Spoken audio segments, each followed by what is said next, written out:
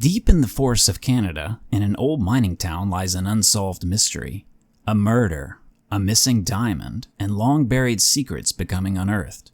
The Crimson Diamond beckons players to don their own detective hats and take on the role of Nancy Maple, an aspiring mineralogy student working as a file clerk at the Royal Canadian Museum in Toronto.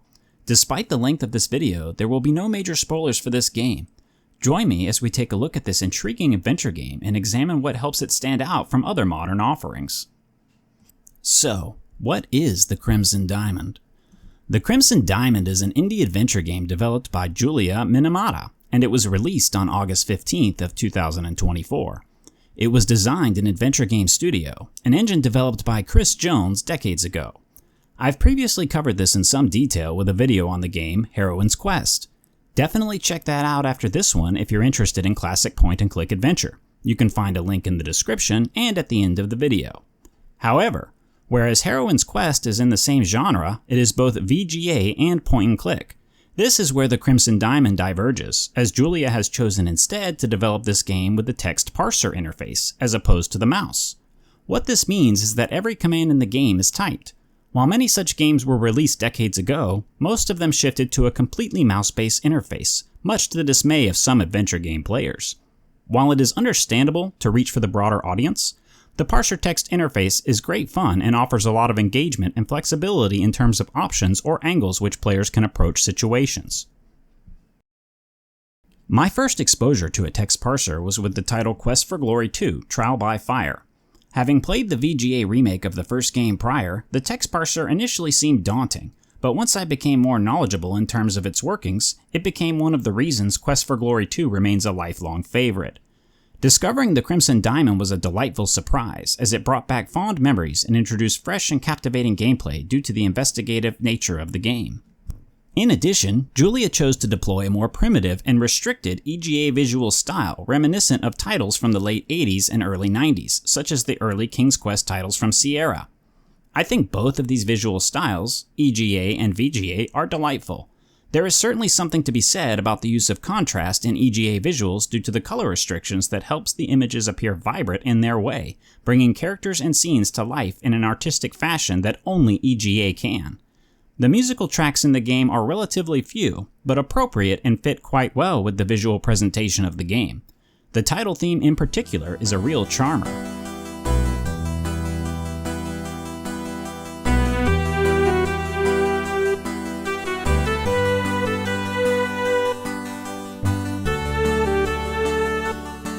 The Crimson Diamond opens with a simple enough sequence.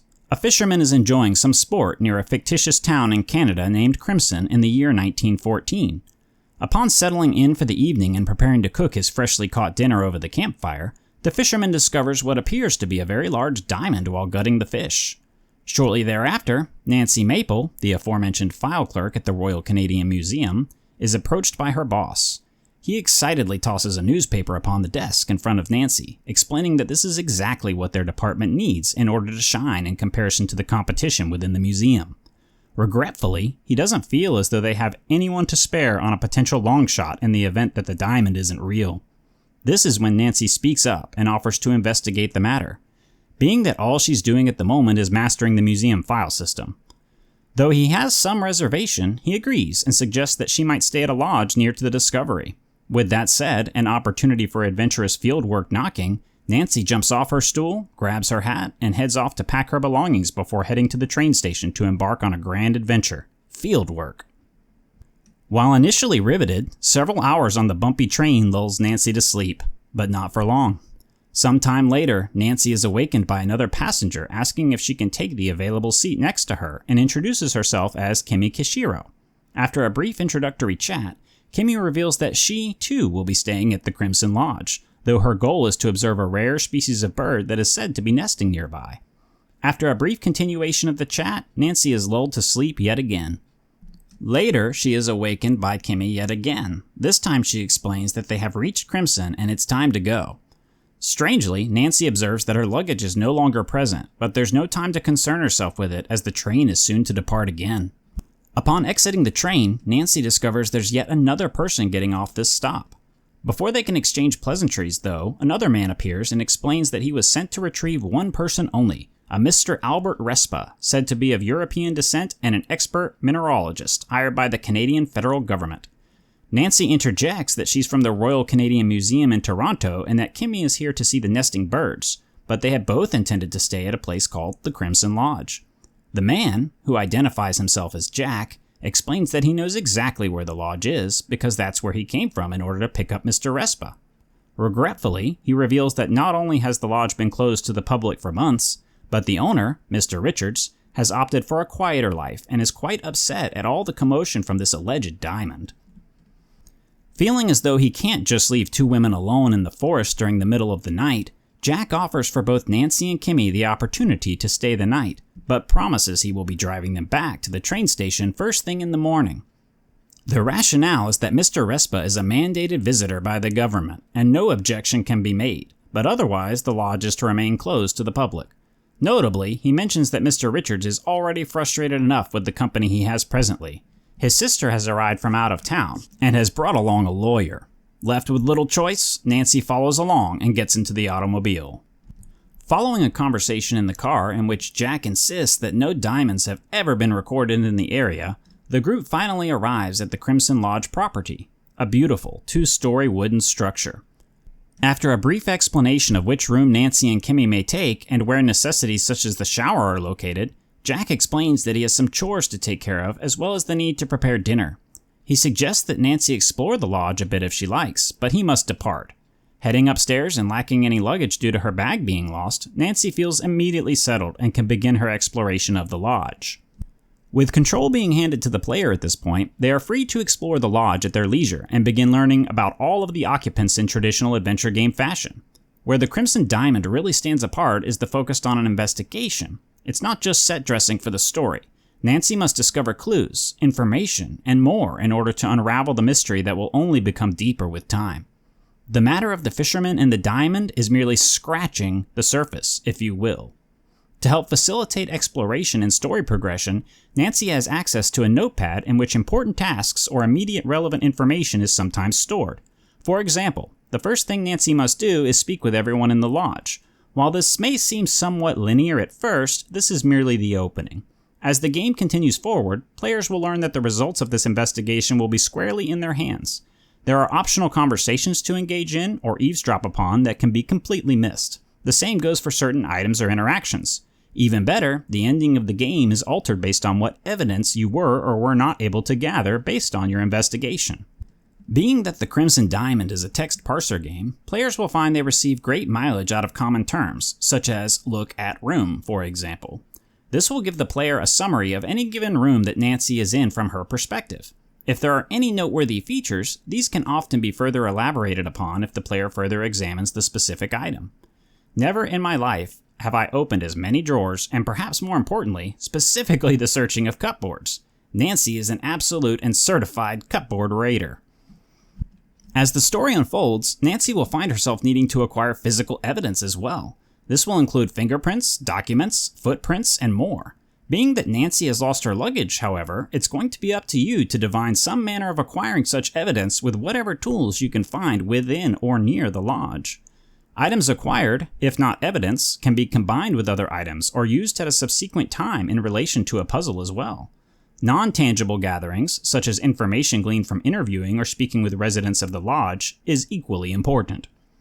Additionally, being that Nancy is a mineralogist in training and the initial focus of the game is the potential discovery of a diamond, the identification of discovered stones will prove to be an important component of the game. Again, since Nancy has lost her tools, players must be creative in terms of the solutions for problems encountered. This particular aspect of the game fascinated me as I have my own personal interest in geology and related fields, so I was excited to discover the opportunity to examine stones and attempt to divine their authenticity through various means.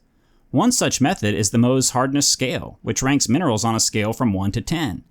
If one has a mineral with a known hardness, only minerals with a higher hardness rating would therefore be capable of causing damage when scratching the surface of the stone. This is commonly referred to as a scratch test and is something that Nancy can perform in the game when necessary. Nancy will also deploy, at times, a street plate, visual examination with a magnifying glass, and more. These elements are further integrated at times into puzzles throughout the game, and can further open new avenues of conversation or questions for other residents of the lodge. And all of this blends exceedingly well with the detective slant the game features. The attention to detail in this matter of the game captivated me and helped pull me further into the story, and I felt it was done with excellence. Once the player completes the initial goal of making communication with each individual in the lodge, it will be time for dinner. This sequence of events is excellent and interesting because this allows the player to meet each individual and get a feel for their personality, and, if you ask the right questions, perhaps their motives. The residents of the lodge are a colorful group, but I'll leave those details for you to discover, as I can't imagine spoiling this wonderful game. Once dinner commences, all of the current residents of the lodge are placed at the same table, and there the player can observe the interactions between the characters and form further opinions based on their conversations, allowing for subsequent questioning or follow-up. Additionally, Nancy will occasionally get the opportunity to eavesdrop on various meetings, both of the overt and covert sort. These are very missable, and in that regard, exploration is strongly rewarded in terms of a more full understanding of the mysteries, characters, and plot progression as the game proceeds. Once all options are exhausted for the evening, the player can retreat to Nancy's room and turn in for the night, ending the introductory chapter. However, during the night, illustrated by a short cutscene, the bridge crumbles in a large explosion unbeknownst to the residents of the lodge. In the morning, Jack gathers Nancy and Kimmy in order to return them to the train station, but upon arrival, Jack discovers a telegram inside of the station. The telegram states that there has been an accident involving the bridge and that it will be out for an unknown period of time. So for the moment, Jack tells Nancy and Kimmy that they simply must return to the lodge for lack of another option, despite his insistence upon a short stay the evening prior. Upon returning to the lodge, the game fully opens up and truly begins. Much more is yet to occur at the lodge, and far more things were going on in this game than I originally anticipated in terms of plot and characters, but players will have to discover for themselves where this story leads. As with one of my previous videos, What is Exophobia?, I have been fortunate enough to secure a short interview with the developer of the Crimson Diamond, Julia Minamata. Let's dive into that. Hi Julia. Reading your website, thecrimsondiamond.com, it explains that you were a freelance illustrator at the time you began work on the game. How exactly did this transform from a pixel art hobby into a full retail title? That is to say, what is it that made you decide to develop and showcase the game demo at Wordplay 2018? I started to dabble in pixel art when I was having trouble getting consistent illustration work. I read an article about doing better line art in Photoshop and learned about the pencil tool, which was a non-anti-alias drawing tool. When I saw the jagged edges of the line that the pencil tool, I was immediately reminded of the art I used to enjoy in adventure games from the late 80s and early 90s. Using Sierra Online and LucasArts screenshots as visual references, I started to create pixel art backgrounds using the parameters they used 320 x 200 pixels, EGA color palette. I created a little sprite to make sure the furniture and doorways in all the rooms I was making would be consistently sized. I started wanting to do more and more with the pixel art. I wanted the lady character to be able to walk behind the couch in this room. I found Adventure Game Studio. It has lots of tutorials on YouTube. I slowly began teaching myself more and more with it, until I eventually had something that could do what adventure games can do. That's when I submitted the game to Wordplay 2018, and I was very surprised to get in. As a follow-up, what initially attracted you to Adventure Game Studio? Do you have any personal favorites which are done in AGS? I liked that it was an engine specifically for adventure games. There were YouTube tutorials and AGS forums full of helpful people. I'd watched Let's Plays on YouTube of Francisco Gonzalez's Ben Jordan series and Yahtzee Crushaw's Show Mythos, so I could see what was possible for solo game devs. It's also an open source engine, which I appreciated too. I particularly like Trilby's Notes, one of Yahtzee's games, and as text parser. And further concerning favorites, it seems like this title is heavily inspired by classic adventure games like those of Sierra. What are some titles which were foundational to your personal development as a designer? The Colonel's Bequest was huge for me, the biggest influence on game design, genre, and aesthetic. I love Doug Herring's art for that game so much. So atmospheric. King's Quest I was also a big deal for me because it was the first adventure game I ever played, and I immediately was attracted to the genre. I love King's Quest IV for the day, Night Cycle, and having a female protagonist. The Crimson Diamond has an investigative and geological slant. How did those aspects become critical to the game's identity, and are those subjects you personally are interested in? I pour a lot of my personal interests into the Crimson Diamond. Making the game gave me an opportunity to learn more about those interests, particularly mineralogy and geology. Because the setting I'd ended up creating was this lodge, I figured setting the story in a remote location during the early 1900s, a favorite era of mine, would be a good choice. And that time was a period of establishing lots of these little towns that were situated near natural resources, like minerals and lumber. Not long before I started working on TCD, the first diamonds were being mined in Canada, which fascinated me. I realized that a spectacular diamond discovery would be the perfect event to motivate all sorts of characters to do all sorts of things, and could cause them to converge on this one location. The game features a colorful cast which are rich and full of personality. Can you share some insight into your process for creating these characters and their backstories? Researching Canadian history really helped me figure out characters' backstories. From there, I figured out everyone's motivations and how far they'd go to achieve their goals, as well as how they felt about each other. There are some pretty villainous characters, but even for them, I wanted to be able to see things from their perspectives. It was a lot of fun to figure out how each character would react to the events in the story. I don't have any particular methods for creative writing. I haven't done much research about that, and I haven't taken any creative writing classes. I'm glad that people have enjoyed the writing so much. What were some of the biggest challenges you faced during the development of the Crimson Diamond, and how did you overcome them? The biggest challenge was the programming. I'd only taken a couple courses in computer programming in high school, so that part was what I was least confident about. I'm so grateful for the AGS forums, their Discord, and AGS game dev friends who've been so generous with their help. What can fans expect next from you? Are there any future projects or potential sequel for the Crimson Diamond kicking around in your mind? I definitely want to do a sequel. I have a lot of notes about what I want to do with it. I even have a tentative title. Before that, I want to create a smaller game, using all the game design and programming lessons I learned during TCD's development. I'll then build the sequel on a better foundation than what TCD was built upon. What advice would you give to aspiring game developers, especially those looking to create their own adventure games? Dive in and go for it. Learn by doing, and start small. Share your work with friends and online if you feel comfortable doing so. Feedback can help you improve. And also sharing your work will help you find other people who are on the same dev journey. Game art doesn't have to be realistic, so don't let lack of art experience stop you. Simple, low-resolution graphics with a limited color palette is enough. Have fun! I would like to extend my personal thanks to Julia for entertaining my questions.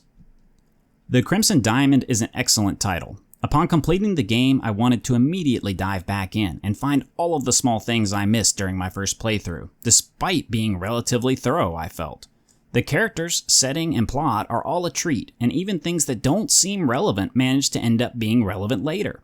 The Crimson Diamond is a truly excellent adventure game, and I would strongly recommend it to anyone who considers themselves a fan of the genre. With any luck, we'll be playing another game from Julia Minamata sooner than later, and hopefully, one day, the Crimson Diamond too. Thank you for joining me on this quick look at the Crimson Diamond. If you enjoyed this video, please take a moment to like the video or leave a comment below with your thoughts on this game. As always, subscribing to the channel and sharing the video are the most powerful ways to tell me you love this sort of content and directly impacts future decisions I make regarding such content. Feel free also to take a moment to check out my channel, as you may find something else you will enjoy. Until next time, enjoy your stay and best of luck unraveling the mysteries at the Crimson Lodge.